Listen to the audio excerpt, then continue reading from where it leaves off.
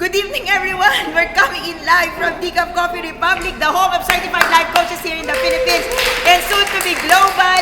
Decaf Coffee Republic exists for two things: to inspire people and help transform lives. And the way we do it is through really giving you almost nightly, community night events. And one of the community night events that we do regularly here in Decaf Coffee Republic is my coaching session happening every Tuesday and Thursday. And today is Coaching Tuesday, and you're joining me for Kapehan night, and we're talking about the ethical way of doing persuasion. Okay, discover ethical persuasion. So if you are a person engaged in business, you are in a work where requires selling, or maybe you are a person who's always losing in a discussion with people you love, with people you are always talking with, you're feeling lagi kang talo, this talk is for you. Okay? So if you are also the person na lagi kang na-persuade, this talk is also for you. Okay? If this is the first time that we're joining together, if this is the first time you're watching this, maybe you're watching this on a replay later on, I'm Master Coach A from the Philippines. I'm the global partner for international expansion program of the Life Coach Training Institute. I am also the program facilitator for offshore classes of the Institute. And therefore, I'd like to take this moment to invite all of you for Batch 27 happening very, very soon in Tacloban City, Region 8. This is going to be our 5th run. And that's going to be happening this July 20 and 28, this coming Saturday. So I'm flying to Tacloban again with Coach Candy Teng, yes. Okay, Coach Sean, Coach Mix, and also Coach Mike is also joining us towards the weekend for our convention there on July 27. So just in case you're within the area, you're within the city, you're within the region, I invite you to come and join our 5th run in Tacloban City. We just finished batch 26 yesterday actually. So congratulations to our 8 newly certified life coaches from batch 26. And right now we pride ourselves with 182 certified life coaches from our tribe plus myself. We are now 183. And of course, we're believing very soon, okay, I think we're reaching 200 very, very soon, okay? We have around 11 right now enrolled for Tacloban, and we're still counting. So, sandali na dumadami tayo. Can we just give a hand to Coach Kay Sabala and all our tribe in Region 8. Okay, Coach Sherry. Oh, Coach Sherry from Bicol. We will be back in Bicol. Tama ba, Coach? October. Finally, okay, we will be back. Our taker, our partner in Region 5, Coach Sean and Coach Tin are here on floor with us. Hi, Cherry. I'll be back in October. I look forward seeing you again. And Coach Ethan, Atan, di ba, Diyos ko, di ba? Miss you both. Alright, so, if this is the first time that you are watching this, I encourage you to share. Okay, not every time I go online, I encourage you to share. But this is one talk that I'd like you to share in your Facebook timeline, also in the Facebook group that you are a member of, for two things. This is something that you can use both personally and professionally. So, both ways po talaga to. So, sometimes you are being persuaded and sometimes you are the one doing persuasion. Either way, I'd like you to learn 3 points about doing it ethically. Okay? So, what is persuasion? Okay? Ang dami nating sinabi about persuasion. But you know, truly, persuasion is influencing people. Alright? We're coming in live. So yung narinig po ninyo palakpak ay hindi po can sound yan. Palakpak po talaga yan. Okay? Thank you, coaches. Okay.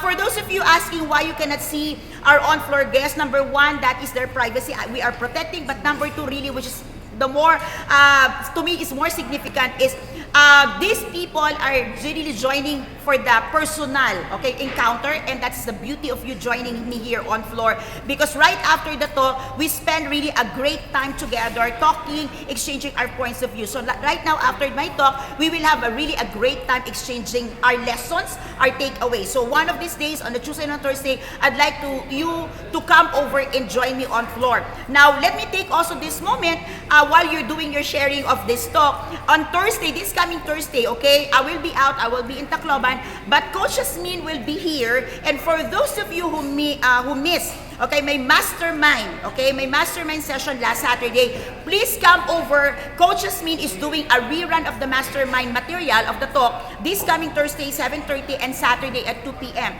It's Jump Start your coaching business, okay? Jumpstart your coaching profession. So if you are, okay, the members of our tribe, okay, you are a certified life coach for the Life Coach Training Institute, I invite you to come over either on Thursday night or on Saturday afternoon. Join Coaches Mean and really learn, discover, and start embracing what we are doing right now. There's a lot of opportunities being open to our tribe. There's a lot of opportunity trending in the globe globally right now that I believe you would really love to learn and to listen and really embrace and take part on. So please come over on Thursday, hop in, even if not here, okay, join the tribe on floor. All right, let's begin, okay? This is gonna be a very short talk. So if you are doing anything right now, so I just ask you to focus in a few minutes. Maybe this is just like a 10 to 20 minutes or even shorter, okay? I just wanna share with you 3 points, which I believe you will all agree, and if you take and you put this into practice immediately, this will level up the way you're doing things in life. Are you ready? Ready? Yes. Okay, so 2 things, remember.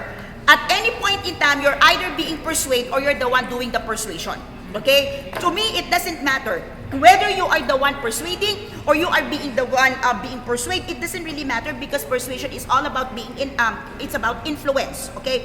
What I want to share with you is how to do this ethically or with ethics. Okay? It's okay to be influenced. Okay? I'm an influencer and there's a lot of people who's also influencing my life and it doesn't, it's not a bad thing. Okay? So, kaya may tinatawag na good influence at mayroong tinatawag na bad influence. Either way, it's an influence. Okay? So, what I want to dive into tonight is how would you learn or how do you know that's an ethical persuasion? But more so, I want to help our fellow coaches. Okay? So our fellow coaches, or if you're not a life coach yet, but you are engaged in business, you are in selling, or maybe you are in a relationship where there's always a breakdown in communication kasi hindi kayo lagi magkaintindihan or feeling mo lagi kang talo sa diskusyon. Sino yung mga ganon? Lagi kang talo. Okay? You seem not to be winning, okay? And you seem not able to convince anyone. Okay? Yung like in a crowd or in a class or in a group, laging ikaw your voice never heard. Yan. Or your voice never entertained or your thoughts are never accepted. Can you connect? Yes. Like, di ba? May mga taong feeling mo talaga wala kang ka-influence. And you feel na yung mga sinasabi mo walang kwenta sa ibang tao. This talk is for you.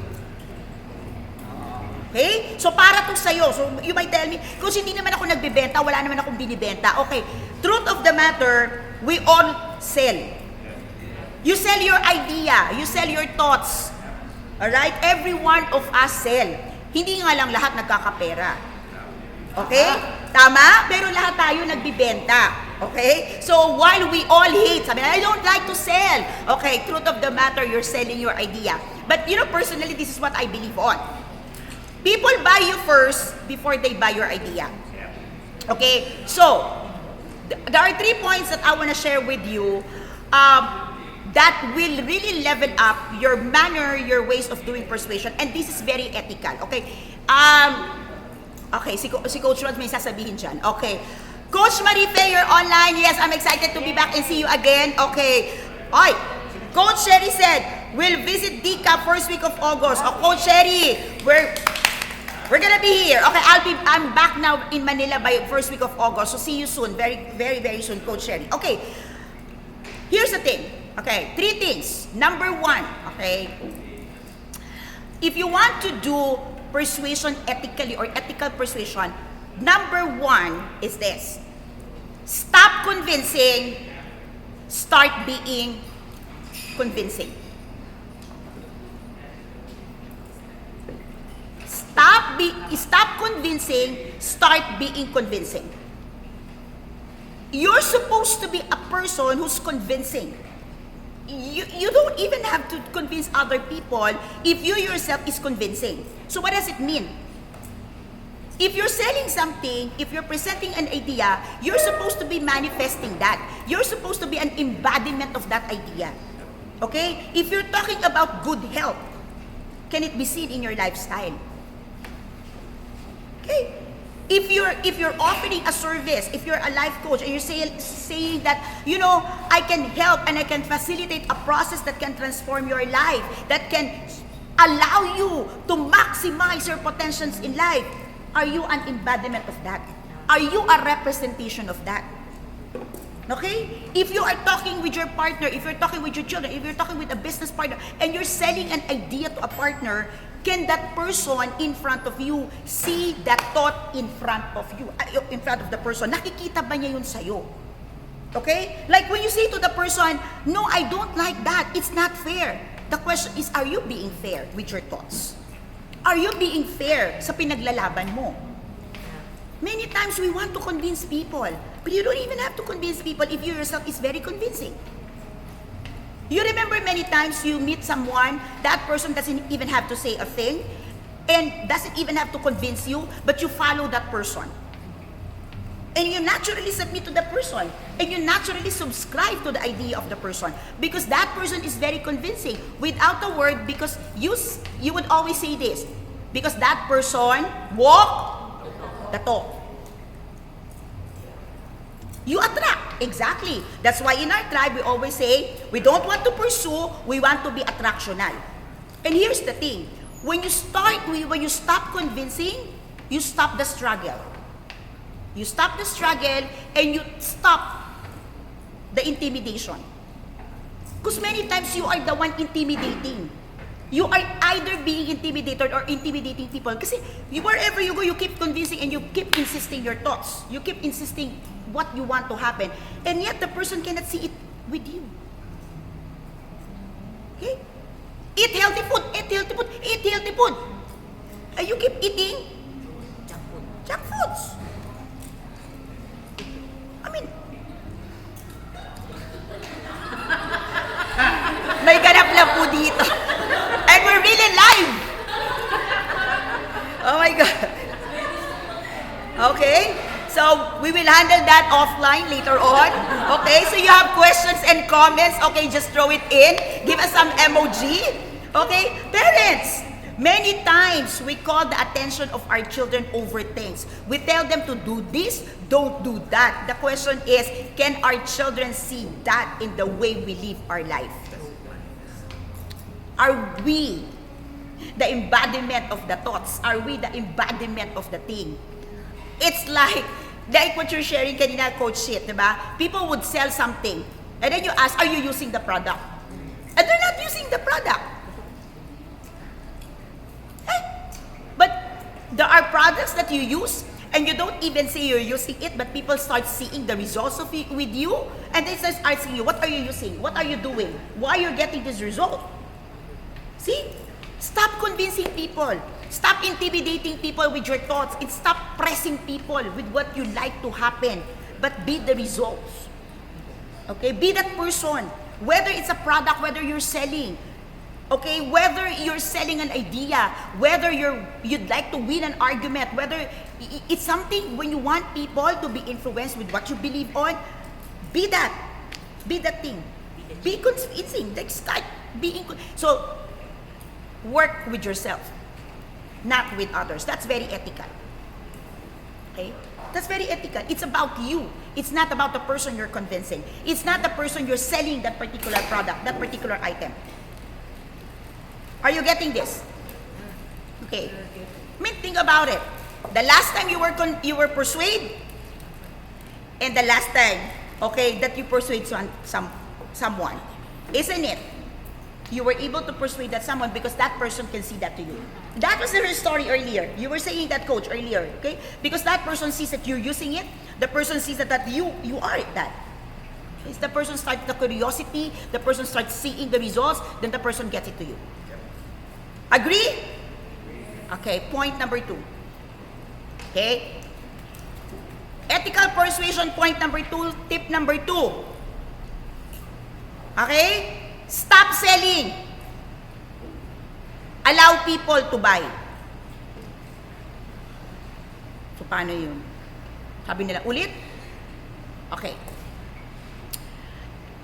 All of us, if you're engaged in sales, if you are in a business, well, every business is engaged in sales, okay? So, if you are the one really doing the personal sales, the telecom, whatever it is, there is a process. All companies have a process, okay? The opening and the closing. Meron yan. In between, may follow-up. Okay, I'm not talking about the process. I'm talking of how you do the process. Most of the time, the way we handle the processes, okay? I'm not questioning, okay? I'm not looking at the process. What I'm saying is how you handle the process. Most of the time when we do the process, okay, the objective is to sell, but not for the person to buy. You don't allow the person to buy. Have you heard of people would say, people don't like to be sold, but they want to buy. So in the whole process, stop selling, but allow that person to buy. So what are people buying? People are not buying the product. They're not buying your service. Okay? What they want is the result. Allow them to get the results. Allow the person, like when you sell, okay? When you sell, people are looking into me selling out, me giving them money. But when you present the results and you allow the person to experience the result, you allow the person to buy. You allow the person to buy what they really need.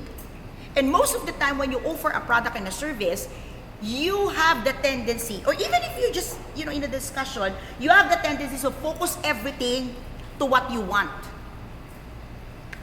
What you want. And what you see in the product, what you see in the service, what you see as an advantage and disadvantages. But you see, the person in front of you wants to buy something. That person in front of you wants to buy something. Okay? That person in front of you doesn't want really a good smelling oil. But the person in front of you wants a good slip. Now, here's the thing.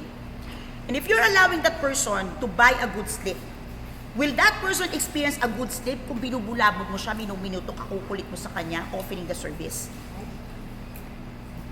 Not. So allow that person to buy what she wants. If you are selling a pendant, okay, I'm really putting it down to the low that you can consume. If you say that this product, this pendant or something can really allow you, okay, to blossom again and fall in love again. Yan, fall in love again. And the way you're selling and the way you're communicating, ayan, diba, nagre-react pag love talaga, nagre-react ang mga tao. And the way you're selling, that person cannot feel love.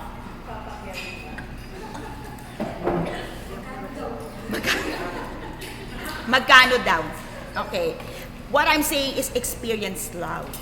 Okay? But if you allow that person to experience love, you are allowing that person to buy love from that discussions and transactions with you, you can easily convince that person, right? Are you getting the point? But most of the time when you talk to the person, I sell this, I do this, I have this. Your product, you sell health. Actually, it's not even health. Ganda ng sagot, di ba?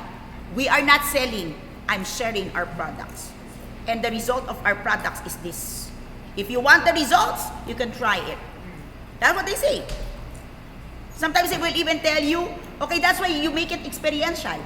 That's why they change it. Okay, no mention, we're not promoting any product, but we're talking, we have one coach here, so into one business that it's experiential. That's why in life coaching, we ask you to come and experience life coaching through our free assessment.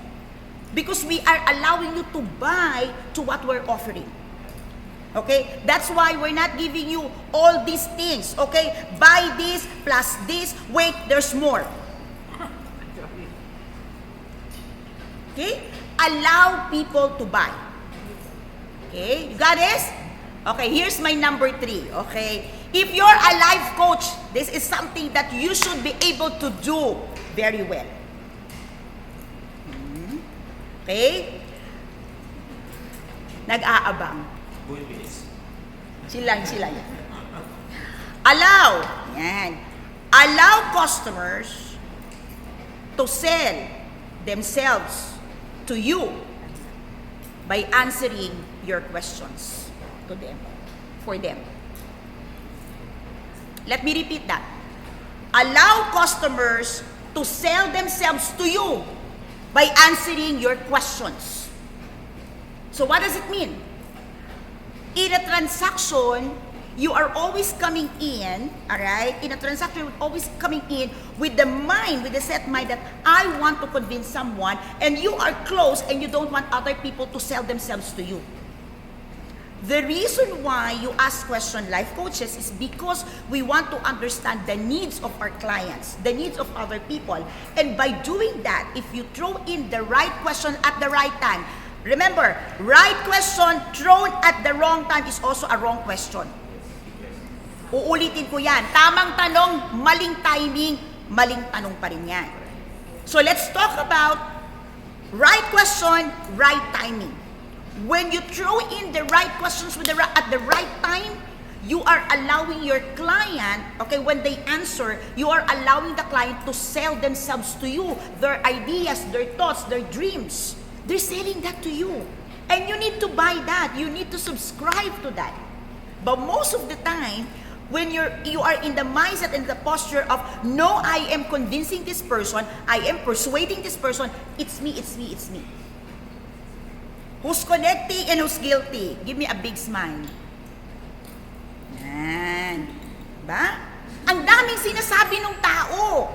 The person in front of you is telling you about a lot of things. And what you're doing is, instead of listening, no, it's like this. No.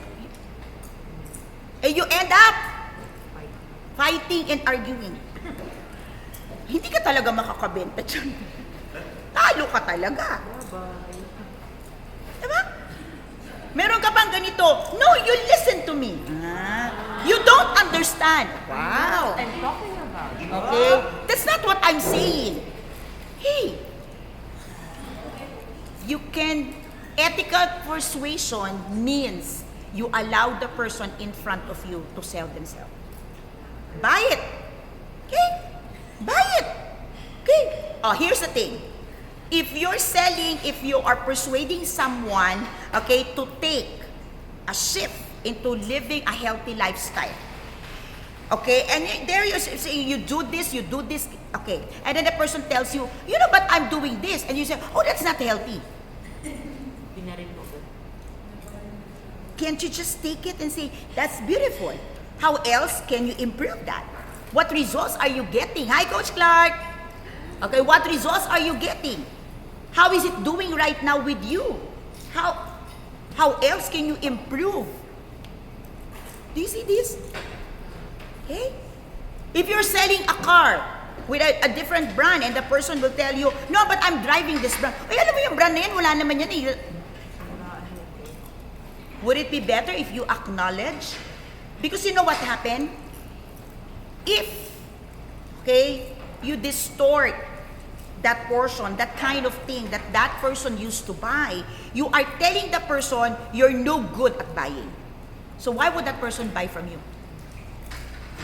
Why would I allow myself to be convinced and be persuaded by you if you're telling me I'm a bad person?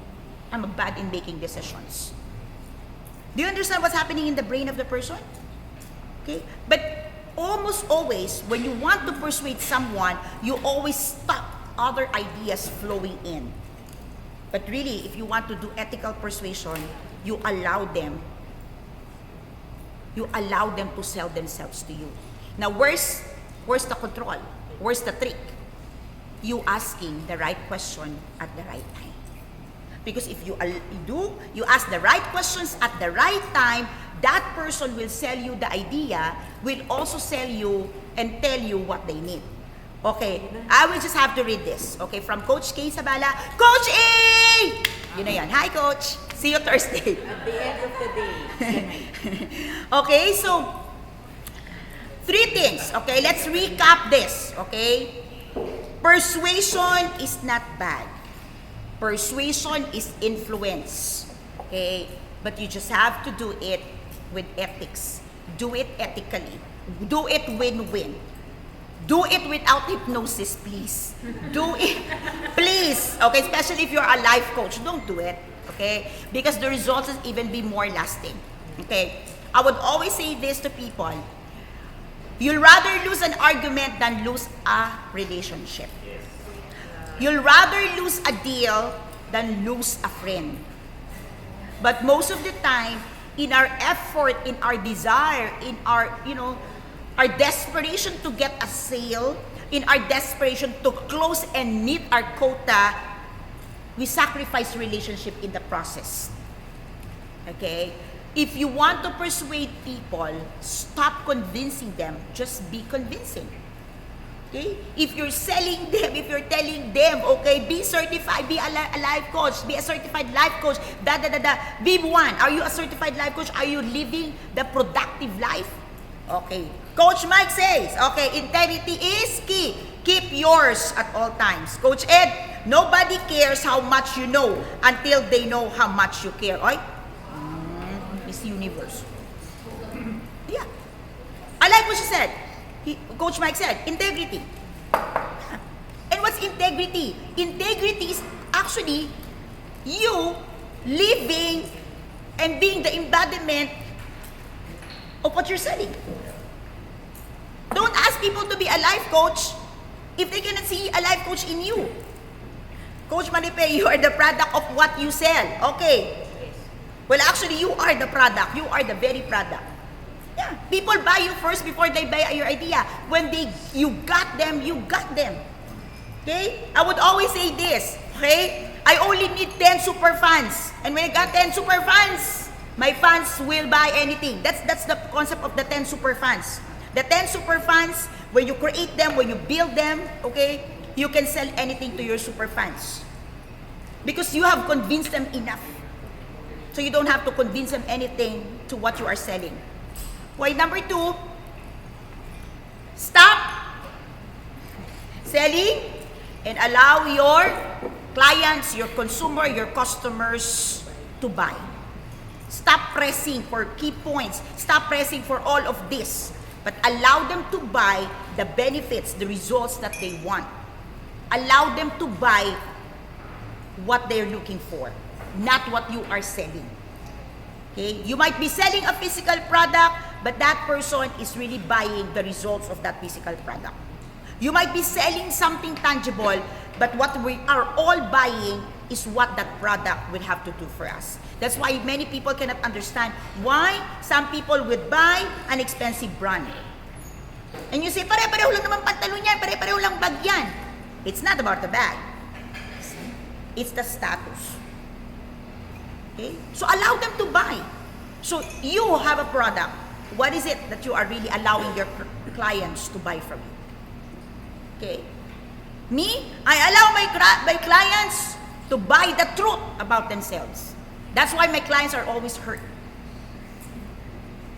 Yeah, that's what I do as a life coach. When I empower people to be mentally fit so you can stay alive and live beautifully, that's what I say as fast as I could. But truth of the matter, I allow my clients to buy the truth about themselves, to encounter the truth about themselves. Whatever you do with the truth is yours. But I'm going to be walking with you in the journey. Because when you encounter yourself, when you buy the very truth about yourself, it's going to be hurting all the time. Yes? It's like meeting a person you've never known all this life. Because you're running away from that person.